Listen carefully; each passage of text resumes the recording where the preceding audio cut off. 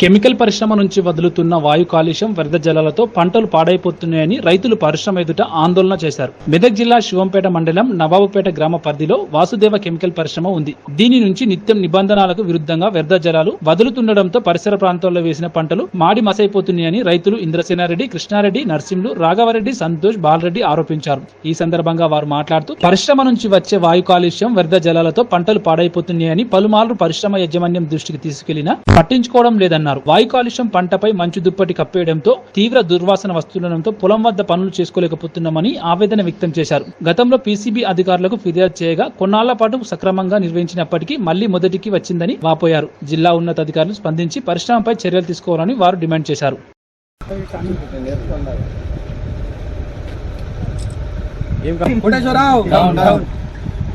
Company Vasudeva అనే company MD వచ్చేసి కోటేశ్వరరావు అని.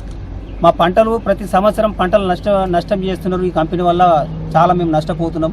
కనీసం పంటలు కాదు కదా, మేము ఇక్కడ ఉండి ఏ పని చేసుకోకుండా మాకు ఊపిరాడకుండా మొత్తం మాకు ఎట్లా అంటే దమ్ ఆడకుండా అయిపోతున్నది. ఇంతకుముందు కూడా కంప్లైంట్ చేసినాము. పీసీబీ వాళ్ళు కూడా వచ్చినారు.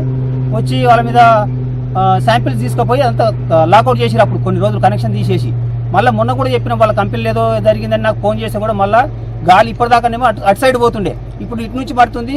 విపరీతంగా పొగ వస్తుంది, చేలు ఖరాబ్ అయిపోతున్నాయి. ఇప్పుడు మాకు అసలు ఊపిరాడకుండా ఇక్కడ ఉండే పరిస్థితి లేదు. ఫోన్ చేసి అడిగితే కూడా మాది ఏం లేదు అదేనంటే ఇప్పుడు పొద్దున పోయి మాకు మా కొడుకు బాలరెడ్డి నేను గేట్ తీయమంటే సెక్యూరిటీ అంతా గేట్ తీసిండు. పోయి లోపల చూస్తే విపరీతమైన అంత ఎక్కడిదక్కడ లిక్విడ్ మొత్తం కెమికల్ అంతా భూమి మీదనే ఉన్నది. చెట్లు పెద్ద పెద్ద చెట్లు ఎండిపోయినాయి అలా మొత్తం. ఫోన్ చేస్తే కూడా ఇంతవరకు అసలు వస్తున్నా అన్నాడు, రాలేడు కోటేశ్వరరావు కూడా.